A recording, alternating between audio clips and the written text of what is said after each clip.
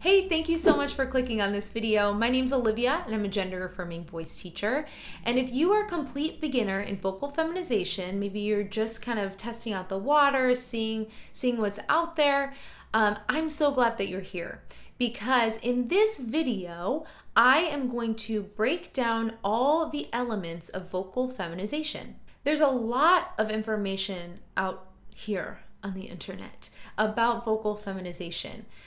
So my goal is to really kind of break things down to bite-sized information that's really easy to digest. So I hope that once you kind of learn what is involved in vocal feminization, it won't feel that crazy. It won't feel that overwhelming. So we're going to talk about each element. We're going to talk about why it's important. I'm going to give you something to work on, and then we're going to talk about how to kind of put it all together at the end.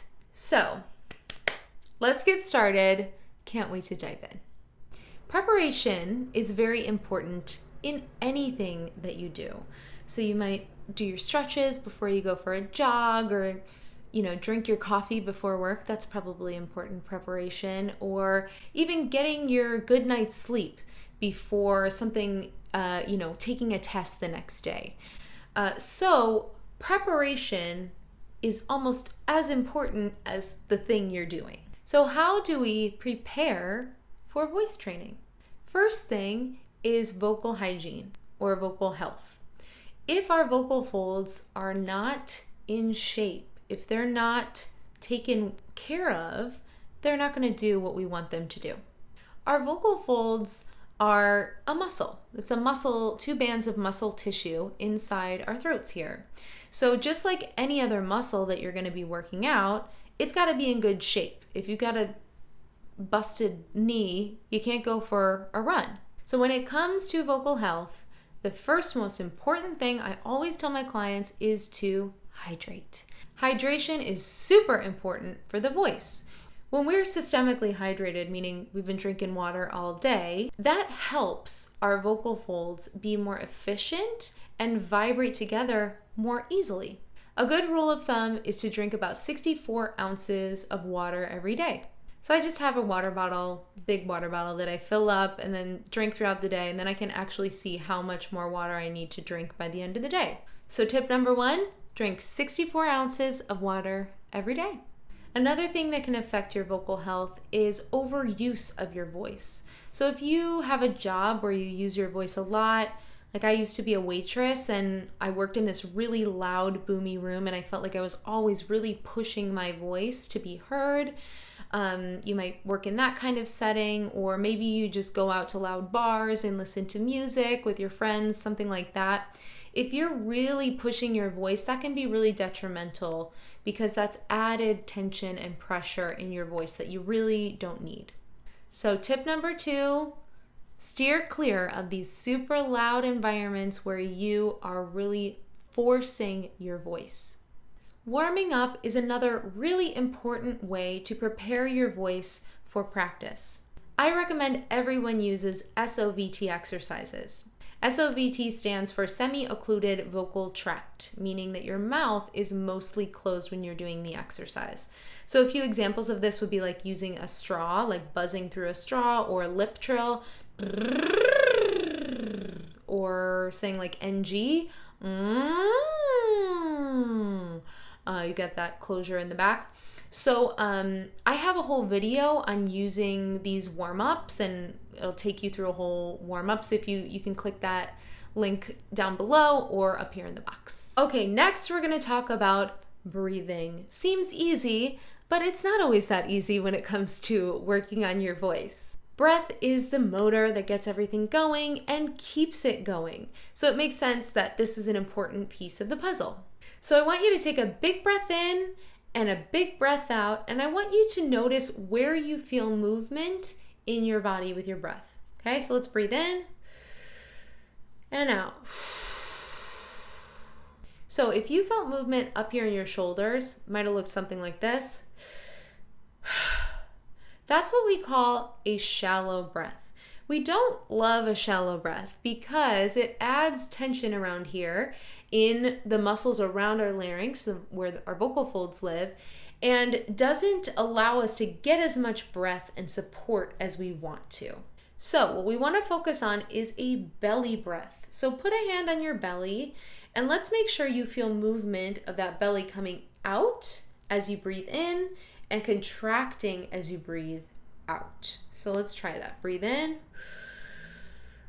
and out. So you can use a hand to guide your way with that. You can breathe in, in. So your tip here with breath is to bring your awareness and bring your attention to your breath. As you're walking down the street, as you're doing the dishes, where do you notice your breath? Are you breathing shallowly up in your shoulders, or do you feel it lower down in your belly? Okay, enough of all the preparation. Let's get down to business. Arguably the most important element of vocal feminization is, yes indeed, resonance. Learning to change your resonance can change the gender perception of your voice dramatically. I mean it. And honestly, the single greatest part is that you're already doing it all the time, so you already know how to do it.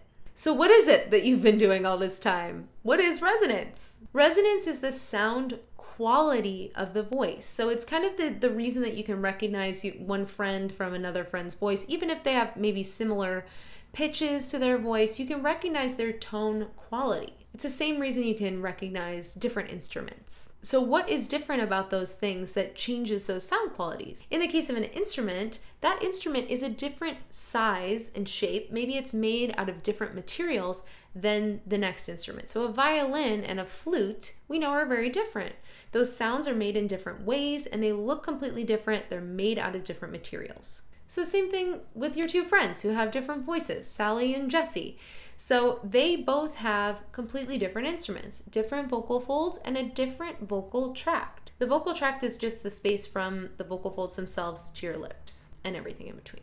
So I want to try an exercise. We're going to say the phrase, "Good morning, Jennifer," in two ways, as two different characters. So the first way I want you to say it, like we're talking to our neighbor, is like a little kid.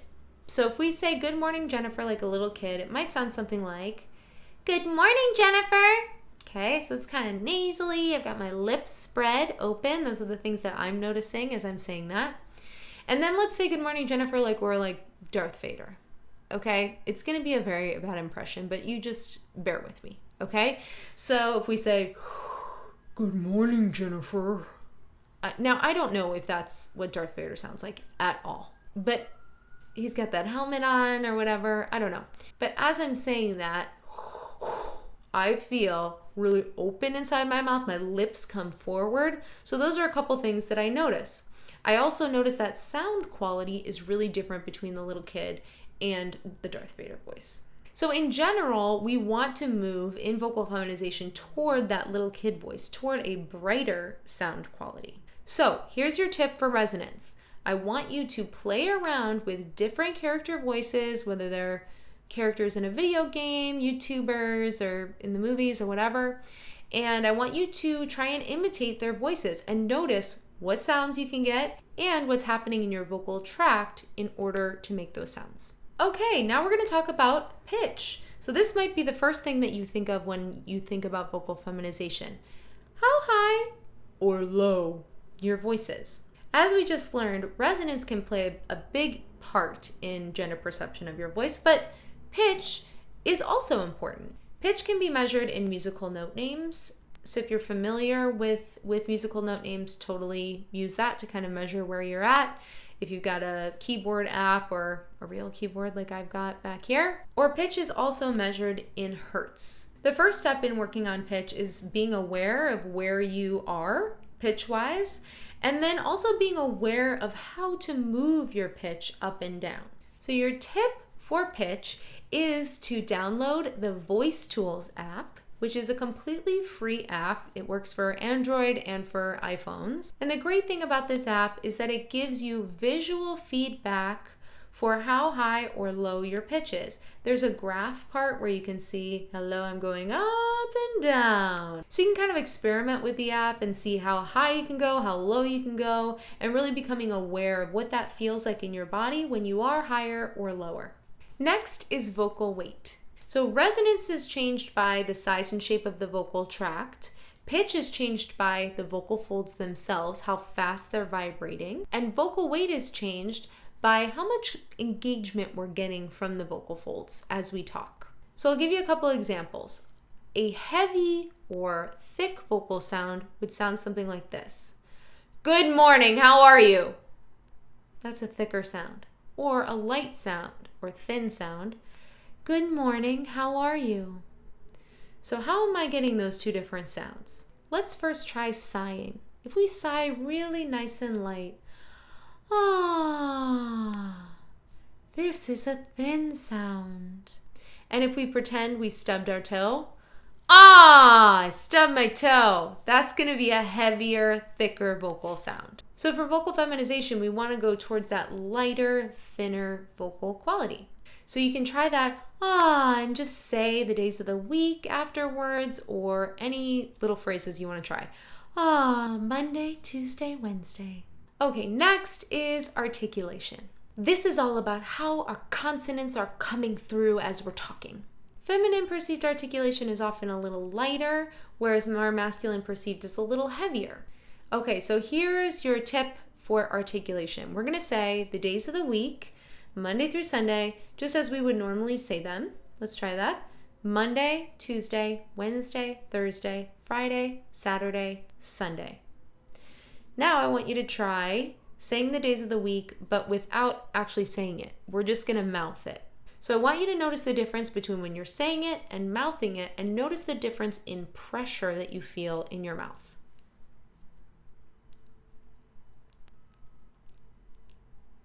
Okay, so obviously you feel no pressure when there's no sound coming through. But in general, with vocal feminization, we want to think less pressure, more towards the mouthing, although you will be speaking. But that is something to think about. Okay, so we've gone through each of these sort of overarching elements of vocal feminization. So the basic concept with voice training is basically to learn about each element and then start layering them together. So maybe you think, okay, I'm going to think about just two elements now and try to say whatever you're working on. So you can work on single words, you can work on phrases, you can work on full sentences, and then beyond that, once you start to feel more comfortable, you start to work on just building your comfort level with conversation. If you're feeling like you need a little bit more direction, definitely recommend taking a few voice lessons. Some of the best parts of taking lessons is that you get individualized instruction. Everybody learns a little bit differently, and everybody wants to learn different things. So you're not getting just like a set program. You're actually getting a program that's tailored to you. You also get objective feedback, which is really important throughout this process because you're not always the best judge of your own voice. And lessons are also a great way to stay motivated. So a lot of people will start practicing or using videos and get in a rhythm with it, and then they might fall off of it, or they might hit a wall or a plateau. And that is so normal because we are human and we've got a lot of other things going on. But if you have a lesson on the books for next week, you're going to be far more likely to practice and really keep up with things. I think honestly the best parts though of voice training are having fun and to not have to do it alone. So if you're interested in signing up for some lessons, I've got a link down in the description. I would love to work with you. It would be my pleasure. And I really hope this video was helpful. I hope it gave you a little taste of what to expect as you go through this process of vocal feminization. Click subscribe, click like, click all of it. Thank you so much for watching. I'll see you in the next video.